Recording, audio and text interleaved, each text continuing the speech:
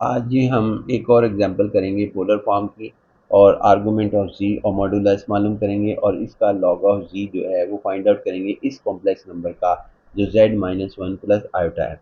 तो step number 1 हमारे पास ये है कि हम सबसे पहले इसका मॉडुलस जो है वो फाइंड आउट करते हैं। तो मॉडुलस हमारे पास ये होगा कि इसको हम r से डिनोट करते हैं, या हम z और दो वर्टिकल लाइन इसके साथ लगा देते हैं। इसके अंदर रियल पार्ट का स्क्वायर, जो कि इस टाइम रियल पार्ट -1 है, -1 का स्क्वायर प्लस इमेजिनरी पार्ट का स्क्वायर, यानी आयोटा जो है वो हमारे पास इसके अंदर आयोटा 1 है, आयोटा का कोफिशिएंट। तो यहाँ पे 1 यानी इमेजिनरी पार्ट का स्क्वायर, आयोटा को छोड़ के विद साइन हमने लिखना है, रियल पार्ट को भी विद साइन हमने मार्क करना है। उसके बाद इसको हम करते हैं, तो ये 1 का स्क्वायर प्लस 1 और फिर आपके पास 2 का अंडर रूट हमारे पास आ जाएगा, यानी ये हमारे पास इसकी आंसर आ गया 2 का अंडर रूट।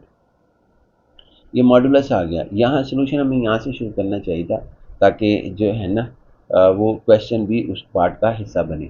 अब हम आते हैं जी इसके अंदर स्टेप नंबर 2। स्टेप नंबर 2 के अंदर आपने इस तरीके से करना है कि उसका आर्गूमेंट ऑफ जी, जिसका नाम हम जो है argument argument of complex number z, या हम इसको सिंप्लीफाई करके ऐसे भी लिख लेते हैं आर्गूमेंट ऑफ जी, या हम इसको थीटा भी कह देते हैं। अल्फ़ा भी कई किताबों में इसका नाम रखा गया है, अल्फ़ा रखें बीटा रखें उससे कोई फ़र्क हमें नहीं पड़ता। उसके बाद फिर हमारे पास यहाँ पर ये सूरत हाल होगी कि इसको फाइंड आउट करने का तरीक़ेकार क्या होगा। सबसे पहले हम x is equal to r cos theta और y is equal to r sine theta हम यहाँ पर लिखेंगे। आर साइन थीटा, एक्स की वैल्यू यानी रियल पार्ट यहाँ पर इससे कंपेयर करेंगे x plus iota Y.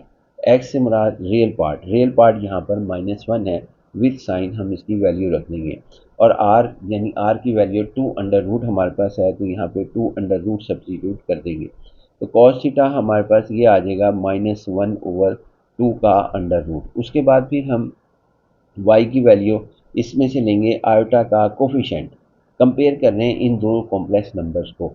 Iota का जो हमारे पास है कोफिशिएंट वो +1 है, इसको हम यूँ भी लिख सकते हैं +1। अगर -1 होगा तो -1 लिखेंगे, इसका मतलब है y की वैल्यू +1 आई और x की वैल्यू -1 थी।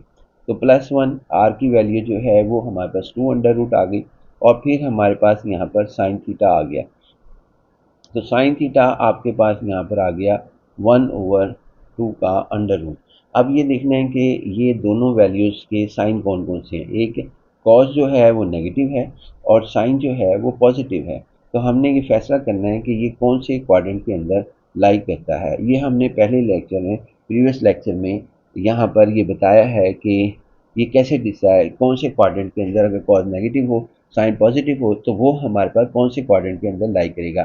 वो हमारे पास थीटा जो है अगर ये लाइज करेगा इस कंडीशन के अंदर इन आपके पास second quadrant second quadrant second quadrant के अंदर ये लाई करेगा हमारे पास। तो लिहाजा ये सेकंड के अंदर हमारे पास लाई कर रहा है, यानी सेकंड के अंदर, सेकंड में साइन पॉजिटिव होता है और उसके बाद साइन थीटा पॉजिटिव होता है और कॉस थीटा हमारे पास नेगेटिव होता है, यानी ये दोनों हमारे पास इस तरीके से होते हैं। अब ये सेकंड में डिसाइड हो गया कि थीटा जो होगा वो सेकंड में होगा। एक छोटी सी टिप है जो कि हमने पहले लेक्चर में भी की थी, आप उस लेक्चर को जाके देख सकते हैं। तो कॉज के हम इस थीटा को जो है, ये जो कॉस थीटा लिखा हुआ है इसको यहाँ पर हम विद साइन, यानी ये -1/2 अंडर रूट लिखा है, आप इग्नोर कर दें नेगेटिव को, यानी पॉजिटिव ही लेना है। अगर यहाँ पॉजिटिव लिखा है +1/2 अंडर रूट तो वेल एंड गुड, उसी को लिख दें। लेकिन अगर नेगेटिव लिखा है तो कॉस थीटा -1/2 अंडर रूट नहीं लिखना, बल्कि हमने यहाँ पर +1/2 अंडर रूट लिखना है। फिर थीटा को यहाँ पर कॉस इन्वर्स करेंगे और इसका हम आंसर फाइंड आउट करेंगे कैलकुलेटर पे। तो कैलकुलेटर पे इसका आंसर हमारे पास आएगा, थीटा का आंसर 1/2 0.70 समथिंग, ये आपके पास आएगा, जिसको हम जो है यहाँ पर वन वन ओवर यानी सॉरी 0.70 नहीं आएगा, बल्कि ये हमारे पास आएगा cos inverse 1/2 under root pi by 4। Pi आएगा जी हमारे पास। और अगर हम कॉस थीटा को पाई/4 लिख दें तो यहाँ पर ये पाई/4 हमारे पास आएगा, यानी अगर पाई/4 हम यहाँ पे रखें, यानी थीटा की जगह वैल्यू पाई/4 रखें, क्योंकि थीटा इज इक्वल टू पाई/4 आया, तो ये 1/2 अंडर रूट हमें दे देगा। लेकिन अब हमारे पास ये है कि ये पाई/4 है, तो अब यहाँ पे एक और हमने पॉइंट पढ़ा था जो कि हम दोबारा रिवाइज करें कि फर्स्ट क्वाड्रेंट के अंदर ये थीटा होता है, एज इट लिखा जाता है। सेकंड क्वाड्रेंट के अंदर आपके पास यहाँ पे पाई माइनस थीटा लिखा जाता है, और ये सेकंड है। और थर्ड में आप यहाँ पे थीटा माइनस पाई लिखते हैं, और फोर्थ में माइनस थीटा लिखते हैं।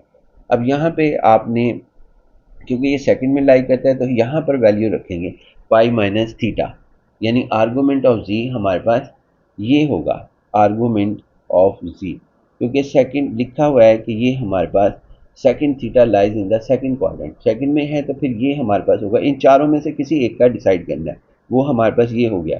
लिहाजा आर्गूमेंट, क्योंकि वो सेकंड में लिखा हुआ था इसलिए ये डिसाइड हुआ, तो पाई माइनस थीटा, तो पाई माइनस थीटा हमारे पास हो गया, पाई आ गया, उसके बाद माइनस थीटा की वैल्यू ये है हमारे पास पाई/4, तो यहाँ पर पाई/4 हमारे पास आ गया, जिसको आप सिंप्लीफाई एलसीएम लें तो 3 पाई/4 आ जाएगा।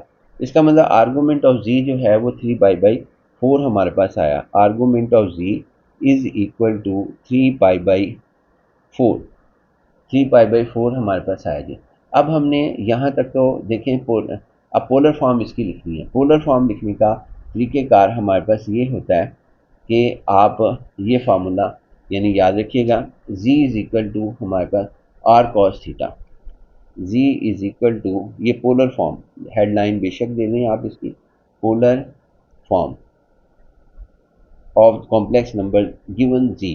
तो r हमारे पास, इसको हम इस तरह भी लिख सकते हैं CIS थीटा, इसको हम ऐसे भी लिख सकते हैं z is equal to r e raise to power iota theta, इसको हम इस तरह भी लिख सकते हैं r, और यहाँ पे cos theta plus iota sine theta, ये हमारे पास लिखा जा सकता है। ये एक्सपोनेंशियल फॉर्म है, ये हमारे पास सिंप्लीफाइड फॉर्म हमारे पास है। अब थीटा जी की वैल्यू जो हमने फाइंड आउट की थी, यानी आर की वैल्यू जो हमने फाइंड आउट कर रखी है वो ये है हमारे पास आर 2 अंडर रूट, तो यहाँ पे 2 अंडर रूट लिखा जाएगा। और उसके बाद हम इसको यूज़ कर लें, इसको भी यूज़ कर सकते हैं, तीनों फॉर्म में लिख कर दिखा देंगे। कॉज, उसके बाद थीटा की वैल्यू यानी आर्गूमेंट ऑफ जी, ये थीटा हमारे पास है, क्या फाइंड आउट हुआ था, एक जहन में रखिएगा कि यहाँ पे थीटा से मुराद आपके पास है आर्गूमेंट ऑफ जी है। मैं लिख ही देता हूँ ताकि आपको याद रहे कि आर्गूमेंट ऑफ जी हमारे पास इससे मुराद होगी थीटा से मुराद प्लस आल्टा, ये हमारे पास ये वाला थीटा नहीं होगा जो हमने यहाँ पर लिखा था आर्गूमेंट ऑफ जी। एक्चुअली यहाँ पे आर्गूमेंट ऑफ जी है फार्मूले में, ये थीटा वैसे ही लिखा गया, लेकिन क्या कहते हैं, यानी दोनों नोटेशन एक जैसी ना समझिएगा। यहाँ समझे, यहाँ पर भी आर्गूमेंट ऑफ, यहाँ समझें आप, इधर भी आर्गूमेंट ऑफ जी लिखा हुआ है ई रेस्ट पर आल्टा आर्गूमेंट ऑफ जी, और इधर भी आर्गूमेंट ऑफ जी ही लिखा हुआ है। तो ये देखिए मैंने कन्वर्ट भी करके दिखाया है, थीटा को आर्गूमेंट ऑफ जी कर दिया, थीटा को यहाँ पे भी आर्गूमेंट ऑफ जी। अब आर्गूमेंट ऑफ जी हमारे पास जो आंसर आया वो था हमारे पास 3 पाई/4, ये लिखा हुआ आर्गूमेंट ऑफ जी जो था वो 3 पाई/4 था। तो यहाँ पे हम इसकी वैल्यू जो है वो सब्स्टिट्यूट कर देंगे, 2 का अंडर रूट और उसके बाद cos 3 pi plus iota sine argument of z की वैल्यू 3 पाई/4, ये हमारे पास आई। अगर हम इसको, और अगर हम इसको उसमें एक्सपोनेंशियल फॉर्म में लिखना चाहते हैं तो ये फार्मूला होना था r e raise to power iota argument of z, argument of z z is equal to, आपके पास आर जो है वो 2 अंडर रूट है e raise to power iota और 3 पाई/4, ये हमारे पास होना था, जिसको आप यूँ भी लिख सकते हैं 2 का अंडर रूट और z e raise to power 3 pi iota, इस तरह भी लिख सकते हैं, ऐसे भी लिख सकते हैं। उसके बाद इसको सिंप्लीफाइड फॉर्म में भी ऐसे लिखा जा सकता है CIS theta r z is equal to r की वैल्यू 2 अंडर रूट और CIS थीटा की वैल्यू, थीटा से मुराद आर्गूमेंट ऑफ जी है, लिख ही देते हैं आर्गूमेंट ऑफ जी। तो आर्गूमेंट ऑफ जी हमारे पास 3 पाई/4 हमारे पास होगा। लिहाजा ये हमारे पास इसका आंसर आया। वो ये इसकी पोलर फॉर्म आ गई, ये भी ये पोलर फॉर्म है, ये वाली यहाँ से लेके यहाँ तक पोलर फॉर्म है आपके पास, यहाँ से लेके यहाँ तक। ये इसकी एक्सपोनेंशियल फॉर्म है जो हमारे पास ये है कॉम्प्लेक्स नंबर की, जो कि -1 प्लस आयोटा की ये हमारे पास है। यानी लेफ्ट हैंड साइड पे -1 प्लस आयोटा है जो सवाल में लिखा हुआ था। जी की वैल्यू याद रखिएगा ये है -1 प्लस आयोटा। उसके बाद अब एक सवाल इसने और एक्स्ट्रा दे दिया था जो कि हम बेनिफिट उठा रहे हैं, लॉग ऑफ जी। क्योंकि लॉग ऑफ जी जब भी कहेगा आपको सारा सवाल यहाँ करना पड़ेगा, यानी यहाँ से स्टार्ट लेना पड़ेगा और सारा सवाल करते हुए आप जो है यहाँ तक पहुँचेंगे, इधर तक, जिसमें मॉडुलस भी मालूम करेंगे आप। यानी कि आप जब भी लॉग ऑफ जी आएगा आपको ये सवाल करने पड़ेंगे इसके, यानी आपको आर्गूमेंट ऑफ जी भी मालूम करना पड़ेगा, मॉडुलस भी मालूम करना पड़ेगा। तो क्यों ना हम इसी से हम बेनिफिट उठाते हैं यहाँ पर। लॉग ऑफ जी जो होगा वो हमारे पास फार्मूला ये होगा, लॉग ऑफ जी आपके पास याद रखिएगा नेचुरल लॉग जी का mod plus iota argument of z, ये मुराद होगी। तो लॉग ऑफ जी से जी की वैल्यू है -1 प्लस आयोटा, और लॉग मॉडुलस की वैल्यू हमने फाइंड आउट की थी 2 अंडर रूट प्लस आयोटा, आगे हमारे पास प्लस आयोटा आर्गूमेंट ऑफ जी जो था वो 3π/4 आया था। लिहाजा ये हमारे पास इसका आंसर जो है वो मालूम हो गया। ये इस तरीके से हम इसको किसी भी का भी कॉम्प्लेक्स नंबर का हम लॉग मॉडुलस और आर्गूमेंट ऑफ जी मालूम करते हैं। याद रहे कि थीटा और आर्गूमेंट ऑफ जी में थोड़ा फ़र्क है, वो फ़र्क मैंने आपके सामने रख दिया है। दोबारा वीडियो को सुन के कर सकते हैं इंशाल्लाह नेक्स्ट लेक्चर।